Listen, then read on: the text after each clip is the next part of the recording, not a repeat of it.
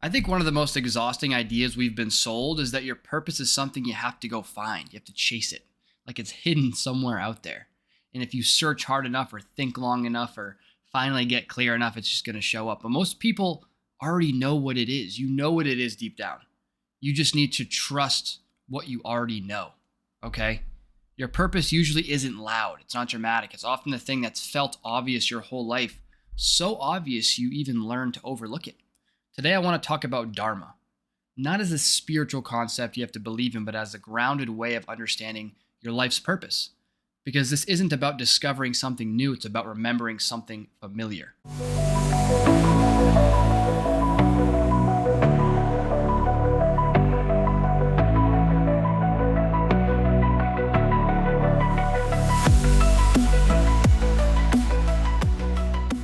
Welcome back to Built for Impact. I'm Jake Burhans, and this is the podcast where inner peace meets high performance and where building your dream life starts from the inside out. At the heart of the Built framework is this idea. When your internal world is aligned, your external life stops feeling like a fight, okay? When you can reprogram your inner world to a baseline of peace, you're able to build from peace instead of pressure. That's the whole goal of Built for Impact. Reprogram your inner world so you can build a life, a business, whatever, from peace instead of pressure. Today, we're going to talk about Dharma, often translated as purpose. This is a Sanskrit word. You can look it up, but not in a, figure your whole life out kind of way. I just want to help you uncover some things you probably already know and give you a few core insights here. So Dharma isn't a job. It's not a title. It's basically your life's purpose. So like I said, it comes from Sanskrit and points to your natural way of being, basically your reason for being here. Most people are waiting for the purpose to show up as a job title or something externally, but it's really how you act. So Dharma is the intersection of three things: what you're naturally gifted at, what gives you energy and aliveness, and what other people find genuinely valuable. Now, you can look at, what you're naturally gifted at and what gives you energy as one side of the equation, plus, not one side of the equation, but one component, kind of combined. What you're naturally gifted at, what gives you energy, plus what people find valuable equals your Dharma. Now, if you are naturally gifted at something and you're really good at, playing darts, and that makes you feel alive and you're naturally gifted at it, but other people don't find value in that, that's not necessarily your Dharma. So it has to be the intersection of what you're naturally gifted at and what brings you energy and what other people find valuable. Frederick Buechner has a really good quote that my uncle told me about, and I quote it all the time, but he says that your purpose, he says, the place God calls you to is the place where your deep gladness and the world's deep hunger meet. Now, you don't have to bring God into it, but you can translate this into your purpose or your vocation, whatever that is. Vocation is basically a deep feeling of suitability for a certain career path versus just a career. So vocation is a little bit deeper, but it's where your deep gladness, what lights you up, and what are you naturally gifted at, meets the world's deep hunger. Because the world needs something from you, right? We're here to contribute to the world. We're not here to take. We're not here to go get money because we don't feel whole on the inside. That's operating from a state of lack. We're here to operate from a state of overflow, right? So naturally, what you're good at and what gives you energy, you want to go do that just for fun because you love doing it and you love giving it away. And the beautiful thing about this is if you're naturally good at it and it brings you energy, you're going to be better at doing that thing than other people.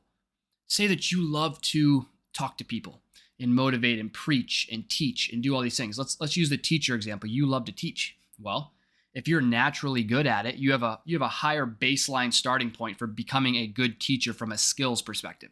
So you're already ahead of everyone else. Secondarily, if it brings you energy, you're going to be alive. You're going to be like a really good teacher, an excellent teacher. And then if you commit to developing those skills, you're going to be leaps and bounds ahead of everyone else who teaching does not come naturally to, or communication does not come naturally to.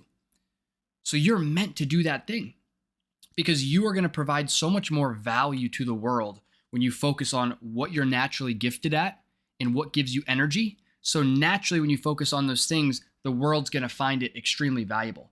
And you were given those gifts because you're meant to use them, so you can provide value to the world, right? When you focus on your dharma, you absolutely can get paid for your dharma, because what is money? Money is an exchange of value. So if you're really good at something, you're bringing a lot of energy and you're executing well and you're leaps and bounds better than other people at this thing, then you're going to be providing a disproportionate amount of value to other people in that area in teaching. So likewise, a lot of values can equal a lot of money. So you absolutely can get paid for your dharma, but that's not the point. The point is figuring out what that is for you. Okay? So again, where your deep gladness meets a deep hunger, where your deep gladness and the world's deep hunger meet. Now reflecting back, I want you to reflect back on what you're naturally gifted at, because what's natural to you often feels normal, so we tend to discount it. Because and here's the thing, like people's genius, Liz Weitzman talks about this in Multipliers, but your people who are naturally good at something, they don't realize that they're that good at it because it's just natural to them. It seems easy. So they're like, oh, everyone's this good at this thing, but they're not. Like, oh, everyone's this good at communicating ideas or at teaching or at sales or at understanding people, like empathy. Not everyone's this good. You're just super good at it, so it feels really easy. So we tend to discount these things. So, we're really conditioned to value struggle over ease, right? If it's not hard, it's not worth anything, which is a past conditioning. So that's something to keep in mind. You're least impressed by your own gifts, right? Ease gets mistaken for insignificance. And like I said, if it doesn't feel hard, we assume it doesn't count, which is all false. So it's really remembered. You're not inventing purpose. You really are noticing it. I'm sure you can look back across your life. Like, what have people constantly come to you for all the time? What energizes you even when it's challenging? What feels meaningful without external validation? That's a big one. What feels meaningful? Like you just want to do it. You don't care what people think about you. You want to show up and you want to do the thing. I'll give an example. My dharma is teaching. I love to teach. I love to learn. I'm a voracious reader. I'm listening to audiobooks all day long. I just love to teach. I love to get up, talk about these concepts, explain them to people, and I love to see people get better. I love to see people take what I'm talking about and say, hey, this was helpful. I use it to improve in this way. Nothing means anything more to me than that right there, seeing people get better. And I always knew this.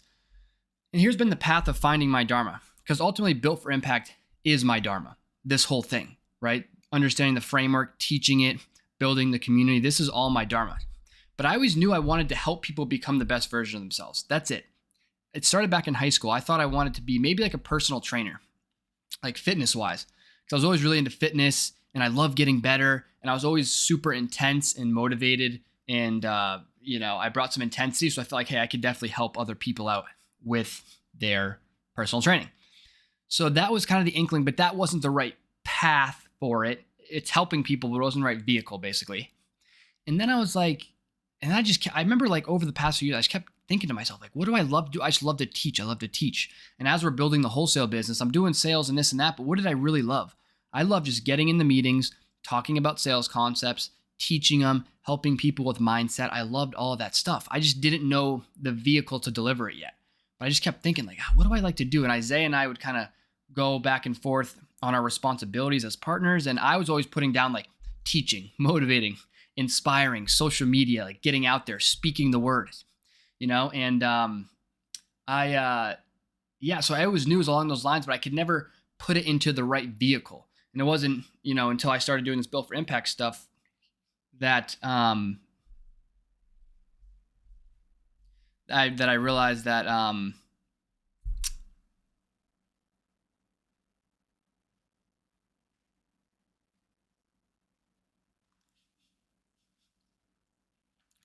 wasn't until I started doing the Built for Impact stuff that I realized, hey, this is the vehicle for helping people get better. Like I'll become like a personal, whether you want to call it a personal development coach or whatever it is, this is the vehicle. So that's what allowed me to take that Dharma and I eventually found out the pathway for myself. So in the beginning, the wholesale business, and here's the thing too, it's like, what feels draining? Because that's probably what you shouldn't be doing. Like in the beginning, the wholesale business was very draining for me. I mean, for one, that was because I was operating from a place of, lack and fear and anxiety and all that stuff. But I wasn't going about it in the right way. And sales isn't like my thing. Like I could talk to sellers and stuff, but I'm not like super excited to get on the phone and just talk to sellers all day. I love sales and I love talking to sellers. No, that's not my thing. My thing is teaching. I love getting on stage and talking to people and teaching concepts and inspiring people to be the best version of themselves. That's really what I want to be doing. So that's, how I came to my purpose. I realized what wasn't it, which was sales and like doing sales in the wholesale business and talking to sellers. That really wasn't it. But I recognized components of things I was doing in the wholesale business that I did like. And I just kept thinking about those and refining and doubling down on those things. And I finally kind of figured out what my vehicle was. So Dharma is like, it regulates the nervous system, meaning that it removes internal friction. So when you're doing your Dharma, it's effortless to you. It's effortless. It's so easy and it just comes out of you natural. It's like your genius zone. Again, it's effortless. You're naturally good at it. It gives you energy. You can do it very, very well with really little effort. And peace is a good signal that you're pointing in the right direction, right? If it feels like you're struggling and you're straining to do something, it's probably not your Dharma because it's not coming naturally to you. You're forcing it. Okay. So a few things to think about there in relation to your Dharma. The biggest thing I want you to think about this week in your integration is what could be your Dharma? What if people come to you for over and over and over again, in your lifetime? What do you love doing? What do you feel like you're naturally gifted at? What have people told you you're naturally gifted at? That's a big one. What do people tell you? Oh, you're just really good at this. And what are people finding value in? When you do certain things that give you energy and you like doing them and people also find value in it, that's where your Dharma lies. And that's what you need to be doing. Now, if you're in a career and you're in a job and it doesn't mean you just drop everything and pursue your Dharma, but it means that you can start to walk this path. And it starts with just a little thing. Maybe you just start having conversations to help people and you do it on the side and you build it up. It doesn't have to be your career. It doesn't have to be your career, but it's just something that you do for the rest of your life, right? It's how you help out. And maybe you bring your Dharma into your job. Like maybe you're working a job or whatever you're doing in your business. If your Dharma is to, teach people, you could be a manager in a corporation or whatever and just take that skill and be aware of it and start using it with other employees, with other team members on your team, right? You can start being a teacher. You can start motivating people. You start inspiring people in the workplace. So understanding what it is and bringing that gift to every area of your life, bringing it to your personal relationships, right? Your professional relationships, health, everything. So that is your Dharma. Again, your purpose isn't something you're behind on, right? It's something you've been living around for a long time. And Dharma isn't about pressure or forcing or performance. It's really about aligning with that version of yourself. And alignment feels peaceful. You don't need to search harder. You just need to remember what it is. If this resonated with you, share it with someone who's looking to lean more into their natural gifts. Hit the bell icon so you are reminded of upcoming episodes. Till next time, all the peace, all the power.